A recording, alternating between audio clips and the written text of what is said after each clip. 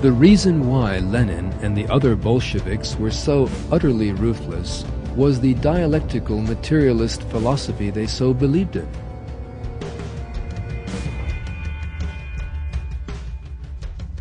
This philosophy regarded human beings as a kind of animal and maintained that violence and conflict were necessary for the development of mankind.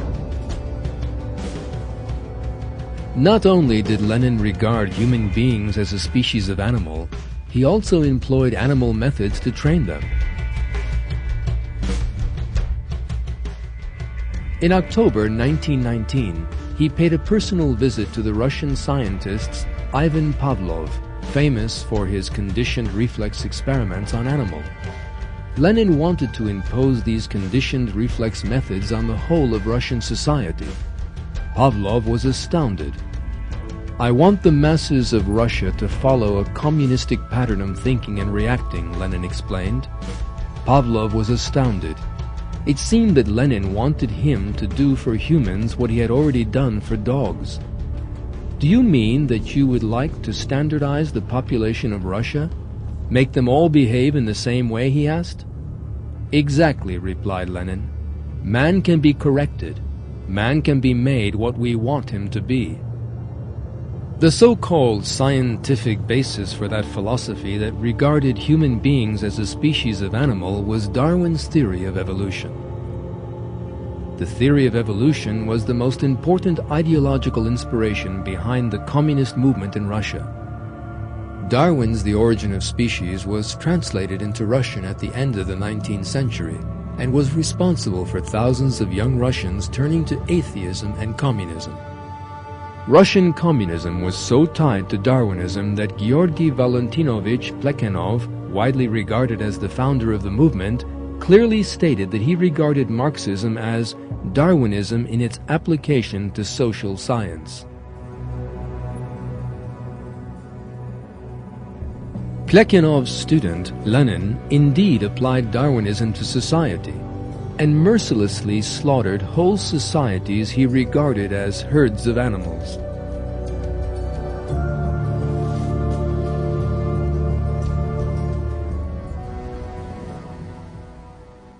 The truth is that human beings are not a species of animal, but are honorable beings created by God in possession of a soul.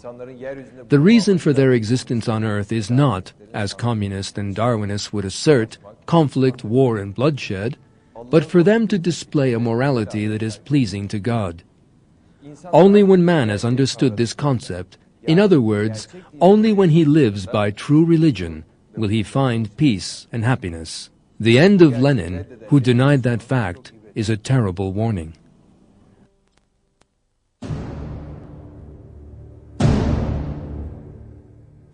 From 1922 on, an increasingly serious sickness slowly began to paralyze him.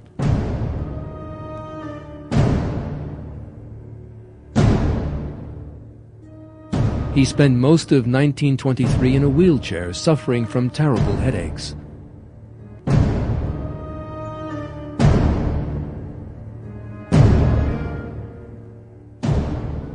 In March 1923, he had a stroke and was thenceforth unable to speak normally.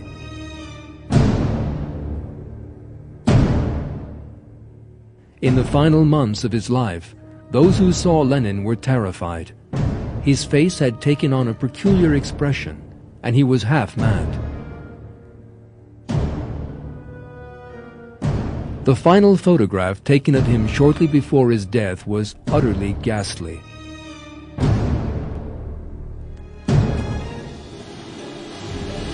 God speaks of the fate of such cruel people in the Quran.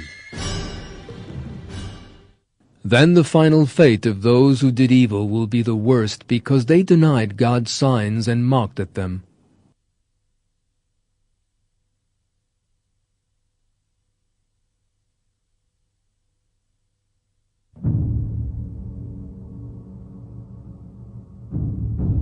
Lenin died on January 21st, 1924.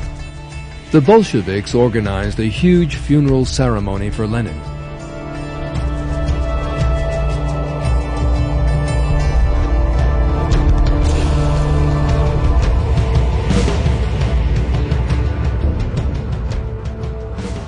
leaders of the Communist Party decided to have his body, which had a tremendous importance for them, embalmed. Among those bearing Lenin's coffin was the next dictator of Soviet Russia, Joseph Stalin.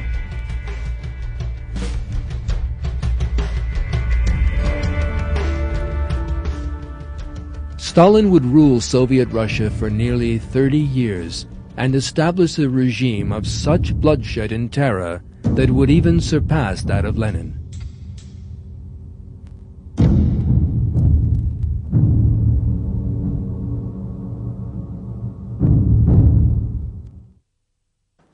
All the historical facts we have so far considered have an important moral for mankind.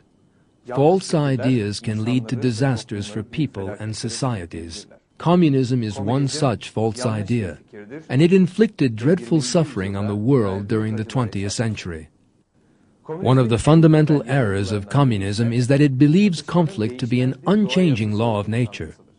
The so-called scientific justification for this view is found in the theory of evolution, which says that the differences between people necessarily lead to war, fighting, and conflict. According to this view, called dialectics, every class, every nation, and every society is obliged to fight every other one, and this is a law of nature. That view stamped its mark all over the 20th century, and is the common inspiration behind both the communist savagery we have seen in this film, and also behind that of fascism, which appears to be the complete opposite of communism. It is only possible for mankind to escape this cycle of violence by coming to know the purpose behind his existence.